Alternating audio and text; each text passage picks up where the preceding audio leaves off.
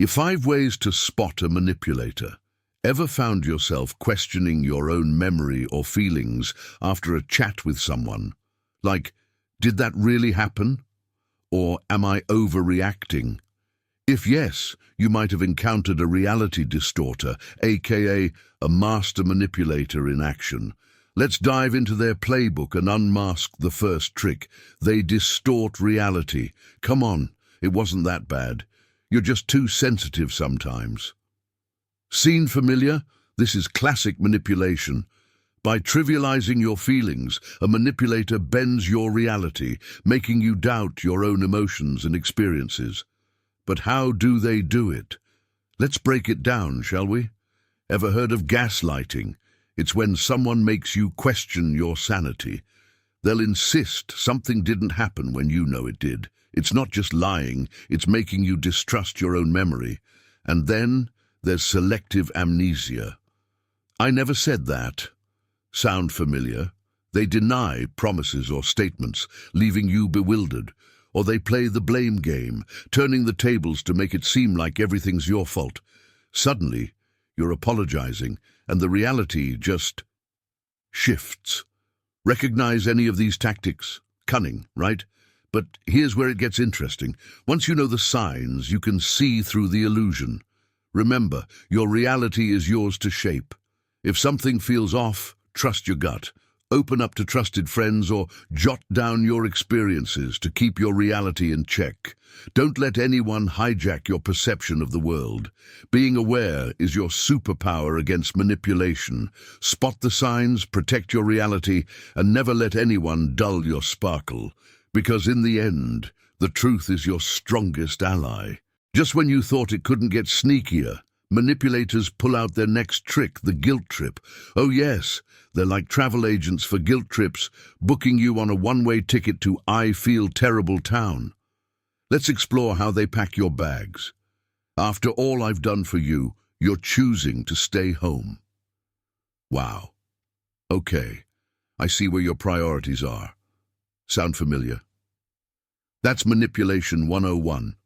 They weaponize guilt to sway your decisions and control your actions. Let's break down their tactics. First up, emotional blackmail. They play the victim or martyr, making you feel selfish for choosing your needs over theirs. How could you do this to me? They say, as if your desire for self-care is a personal attack. Then there's the exaggeration game. Suddenly, not attending one dinner is akin to abandoning them in their hour of need. They magnify your actions to epic proportions, all to make you feel guilty. And don't forget the comparison trap. Your brother would never say no to me, they might say, pitting you against an impossible standard or another person, fueling that guilt. But here's the twist. You don't have to pack your bags and go on that guilt trip. Nope, you can cancel that ticket, recognize the play, call it out, set boundaries, say, I understand you're upset, but this is my choice. Your feelings and needs are valid. Don't let anyone use guilt to control you. You're the captain of your ship, steering through the sea of emotions with grace and assertiveness. Manipulators may try to send you on guilt trips, but remember, you don't have to accept the itinerary. Stand firm, trust your feelings, and keep your boundaries strong. Because in the end, guilt is a heavy burden to carry, especially when it's not yours to bear. Keep light, keep bright, and keep guilt-free. Now hold on to your hats, because we're diving into the manipulator's flashiest trick yet, the spotlight stealers. Yes, we're talking about those who do anything to keep the attention firmly on themselves. It's like they're the main character in a movie, where everyone else is just an extra.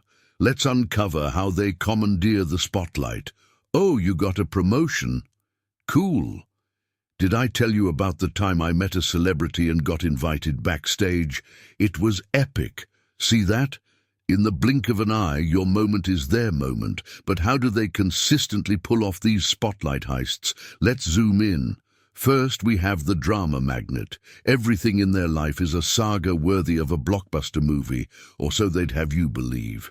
By amplifying their experiences, they ensure all eyes and ears are glued to them. Then there's emotional hijacking. Just when the group's focus shifts away, they'll drop an emotional bombshell. "Guess what happened to me today?" And suddenly, it's all about consoling or celebrating them yet again. And let's not forget the compliment fishers. They'll toss out bait, waiting for you to bite with praise and adoration, keeping the spotlight firmly on their achievements, no matter how small. But here's the kicker: you don't have to play along with their one-person show. Everyone deserves a turn in the spotlight. Feeling sidelined? Steer the conversation back to the group or highlight someone else's story. And remember, it's okay to step out of their audience. Real stars shine without dimming others, and true stories are shared, not overshadowed.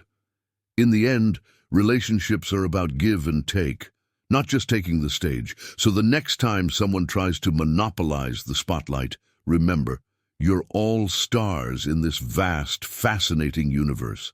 Share the stage, listen genuinely, and let every voice be heard.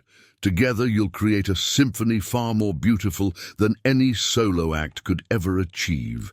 Ever been in a situation where someone wouldn't let you forget that one time they helped you out? It's like they've got a billboard in their mind, flashing their good deed over and over.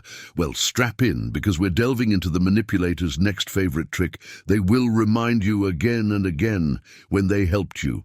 It's their go-to move for emotional indebtedness. Let's explore this guilt-tripping encore. Remember when I helped you move last year? Yeah. So I was thinking you could lend me your car this weekend. Sound all too familiar? This is how they keep you in an eternal loop of gratitude, making you feel like you owe them forever for a single act of kindness. But how do they manage to play this card so effectively? Let's take a closer look. First up, the eternal IOU. They wield their past favors like a badge of honor, ensuring you never forget your debt. It's not about generosity, it's about leverage next. They use guilt as currency. Need a favor?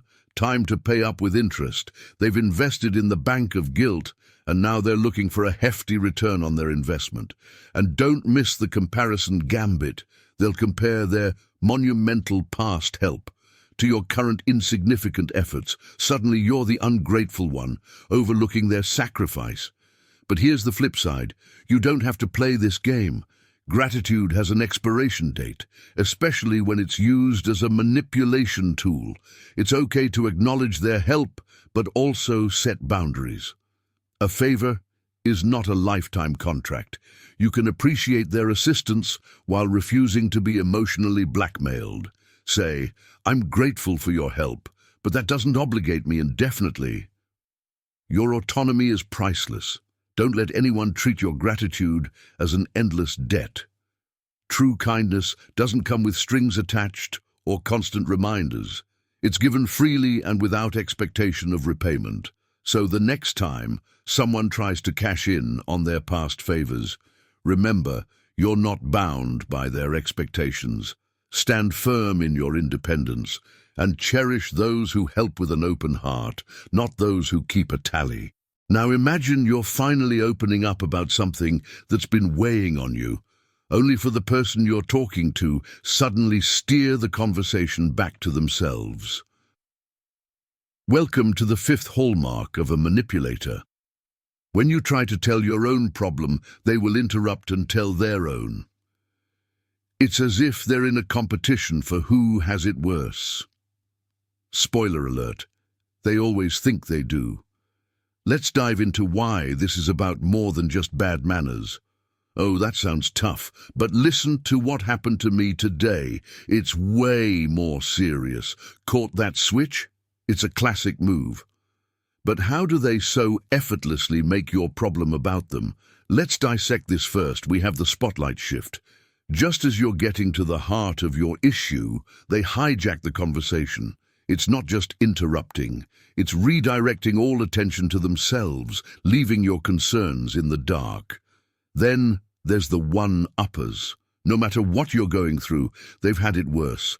Their stories are always a notch more dramatic than yours, minimizing your feelings and experiences.